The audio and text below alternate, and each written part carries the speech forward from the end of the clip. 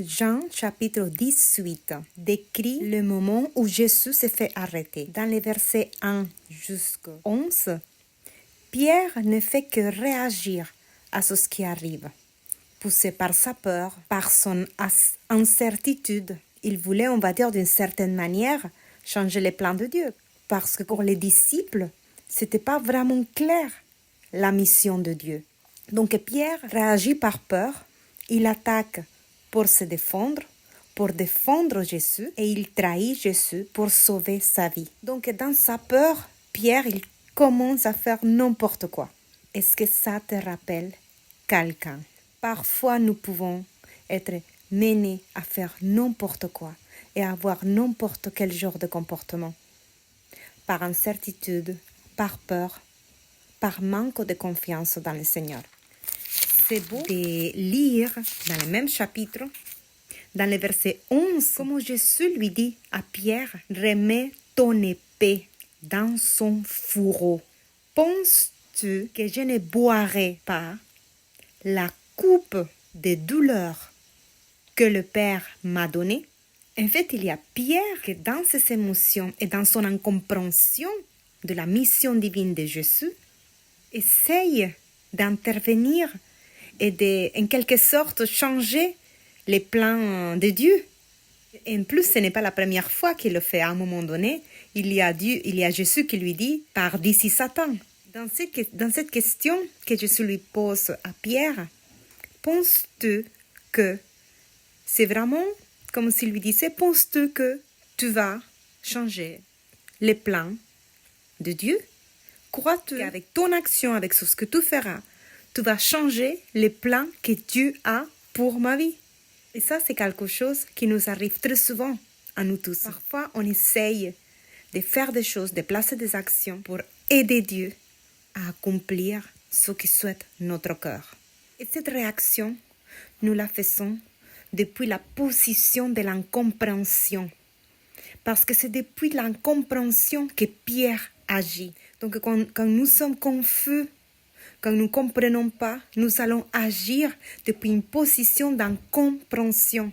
C'est ce qui lui arrive à Pierre.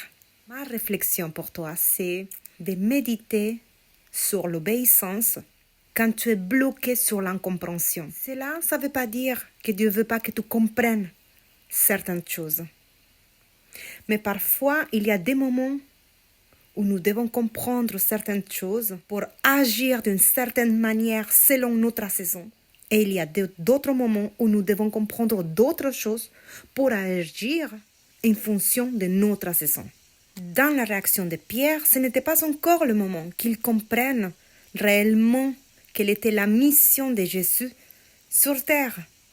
Donc quand nous sommes dans cette incompréhension, l'idéal, c'est d'obéir, tout comme l'a fait Pierre. Donc, inspirons-nous de Pierre. Et quand nous nous trouvons dans un moment d'incompréhension, dans un moment où nous sommes bloqués, où on ne comprend pas les plans de Dieu, alors obéissons tout simplement. Le Seigneur, parfois, il ne nous donne pas d'explication, mais juste des consignes. Tout comme Jésus l'a donné à Pierre. Il lui a dit, range ton épée. Il lui a donné une consigne. Range ton épée. Il lui donne tout de suite un ordre. Range ton épée. Donc, si tu ne comprends pas et que tu es bloqué dans un projet de ta vie, obéis à la parole de Dieu, tout simplement. À un moment donné, tu vas être éclairé. Donc, pendant la période où tu ne comprends pas toutes les choses, juste fais-lui confiance et obéis à sa parole.